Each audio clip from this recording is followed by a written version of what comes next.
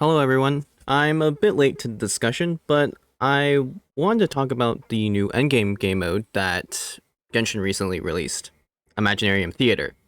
Now you'd think, as someone who has built a lot of different characters in Genshin, that the Imaginarium Theater would be a cool game mode, that I would be able to build and test various different teams around a specific elemental restriction, and then get to see some cool and interesting combinations as a result. Instead, it feels like an unfinished and divisive mess. Before talking about why I feel that way, let's go over the rules so that we're on the same page. In the hardest difficulty, you'll need a total of 12 characters leveled at least to 70 that meet the elemental restrictions, which are Electro, Pyro, and Anemo for this first instance. The characters you select and 6 trial characters then become the only characters you can use through a series of 8 different acts. However, you don't unlock all 18 characters immediately. You only get the 6 trial characters initially, and then as you progress through the mode, you are then able to purchase characters via this currency you get.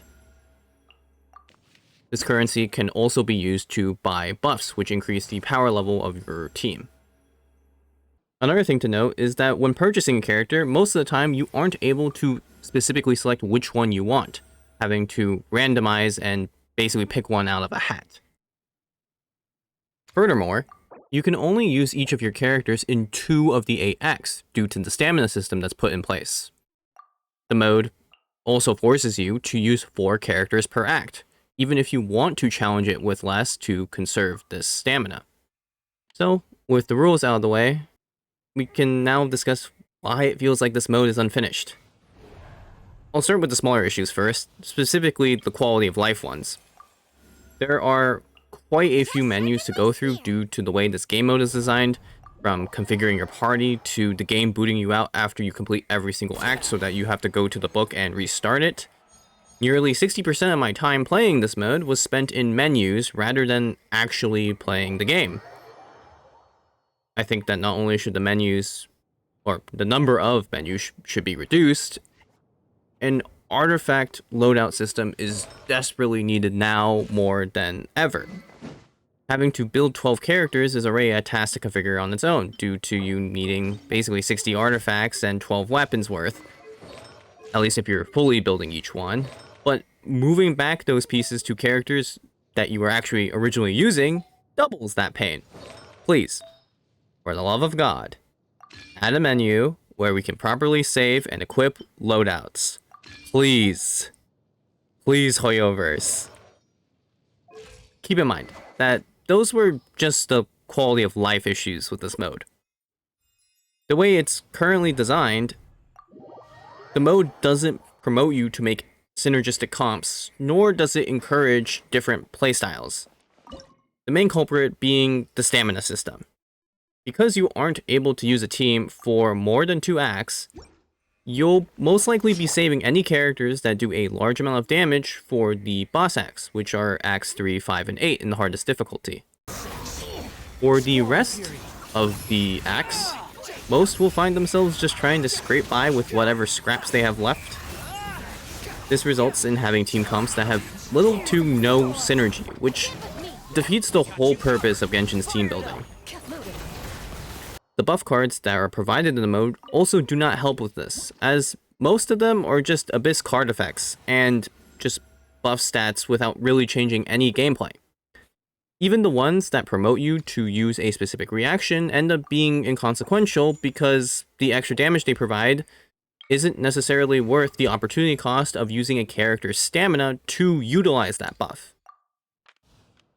As a result, this mode ends up feeling like a limited time combat event rather than a permanent mode. Overall, all these issues that I just mentioned make the Imaginarium Theater feel unfinished. Genshin did not cook with this. Instead, the devs took out frozen food that expired a month ago, microwaved it, and served it to us in the Favonius headquarters. Thank you, Hoyoverse. So far, I've only talked about why the mode feels unfinished, but I haven't talked about why it feels divisive. The biggest reason for this is due to the way Genshin's endgame loop was before this mode release. You see, for a very long time, the only endgame content was Spiral Abyss. Spiral Abyss encouraged vertical investment, which is when you invest a large amount of resources on a select few characters, with the intent of making those characters as strong as possible. Since this was the only endgame for years, many accounts haven't really built many characters, opting to keep pumping in more and more resources to make those few characters stronger. Imaginarium Theater is the complete opposite in terms of investment structure, encouraging more horizontal investment, where you spend your resources on building a lot of characters. Because of this complete 180-degree shift, the mode ends up screwing players over that geared specifically towards the Abyss's endgame loop. There are quite a few people out there that, even though they're able to 36-star Abyss, they can't fully complete this mode, mainly because they haven't horizontally invested due to the way Genshin promoted vertical investment for so long. Now, you might naively say, why don't you just focus towards one mode or the other? Why are players so hung up about not being able to do this new mode if they could 36-star Abyss? Aside from the fact that Imaginarium Theater isn't more difficult than Spiral Abyss in terms of gameplay, the devs actually reduced the overall amount of rewards you can get from Abyss per month, and redirected those rewards into Imaginarium Theater. As a result, in order to get the same amount of rewards you were getting previously from just being able to do Abyss, you now have to be able to do both modes. Before, Spiral Abyss gave 1200 Primo Gems per month. Now, it only gives 800. And in order to get your bang for your buck, well, you had to do Theater. This inherently makes people feel cheated in a way. I'd imagine less people would be outraged if the same amount of rewards were capped. Additionally, it just feels really bad to not be able to fully clear a mode, not because your account is weak, but because the mode restricted you so much to the point you can't actually showcase your account. Restricting a player's freedom is probably the best way to get them angry at you, and that still rings true here. Now, don't get me wrong, there are definitely players out there that like the horizontal investment structure.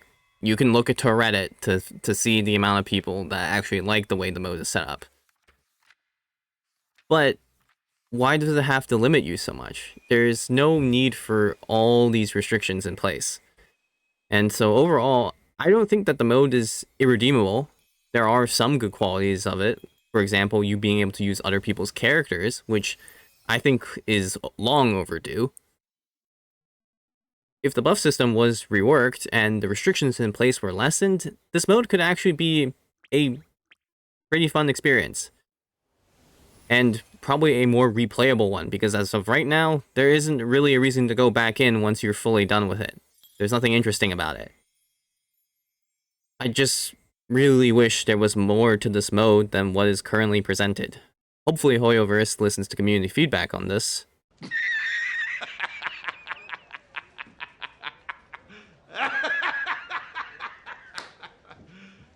You serious?